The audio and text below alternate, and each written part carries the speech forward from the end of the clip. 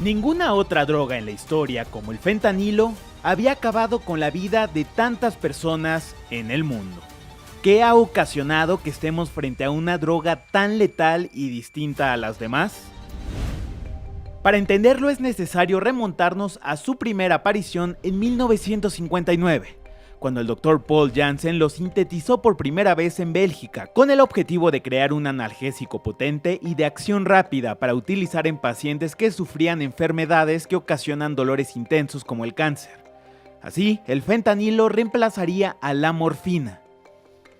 En 1960, Janssen creó su propia empresa, Janssen Pharmaceutical, con sede en Berce, Bélgica, la cual aprobó el uso del fentanilo y en 1961 vendió su fórmula a la farmacéutica estadounidense Johnson & Johnson, quienes desde un principio advirtieron su peligrosidad debido a su intensidad. Sin embargo, le permitieron a Janssen seguir trabajando para ellos en el desarrollo de nuevas variantes del fentanilo conocidas como análogos.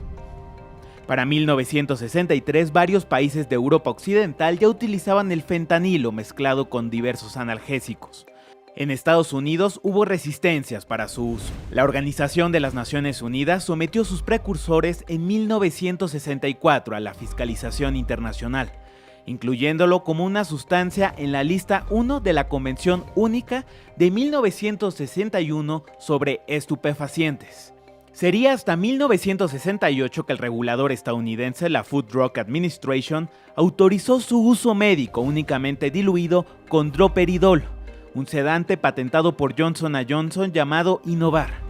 En un principio, Inovar tuvo éxito en hospitales supliendo a la morfina, especialmente en pacientes con patologías cancerígenas y en operaciones muy intrusivas.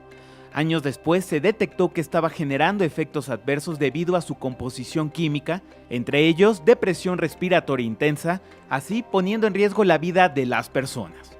En 1990, Estados Unidos vivió un cambio radical en la manera de recetar analgésicos, la cual partió de tratar a los pacientes de manera distinta, incluyendo el dolor entre las constantes vitales de los pacientes e incrementando el uso de opioides para atenderlo, dejando de lado la oposición de los médicos a prescribirlos por su alta adicción.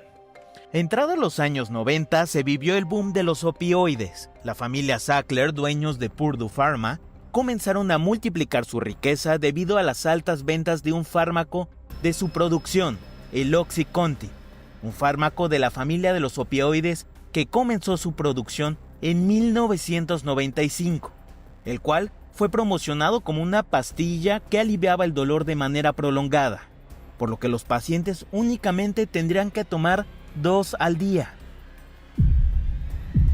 De acuerdo con la Biblioteca Nacional de Medicina del Instituto Nacional de Salud de los Estados Unidos, NLM por sus siglas en inglés, en 2001 la farmacéutica gastó $200 millones en una serie de estrategias para comercializar y promover OxyContin. La campaña publicitaria fue tan efectiva que la fortuna de los Sackler incrementó hasta los $13,000 millones.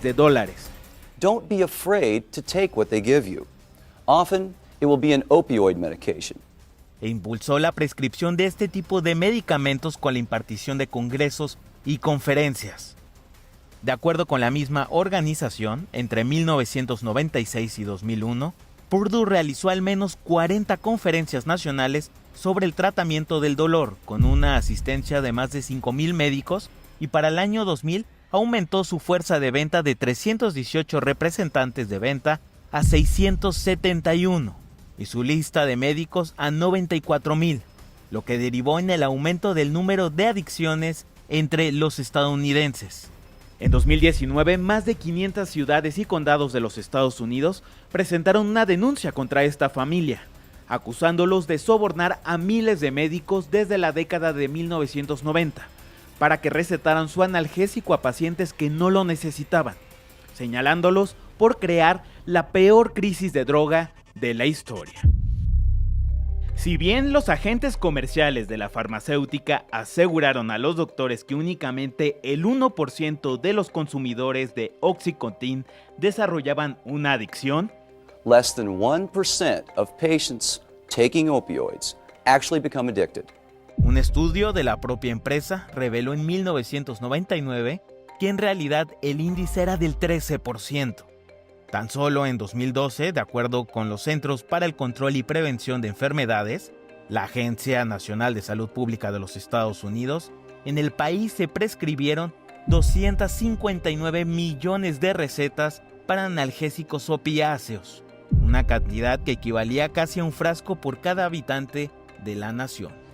Si bien el fentanilo comenzó a aparecer en el mercado negro en la década de los 70, tras su desarrollo en 1960 como un analgésico potente para uso médico, su distribución ilícita se intensificó en el siglo XXI. La evolución de sus componentes la llevó a convertirse en una de las drogas más letales y adictivas del mercado, incrementando su popularidad entre los grupos del crimen organizado.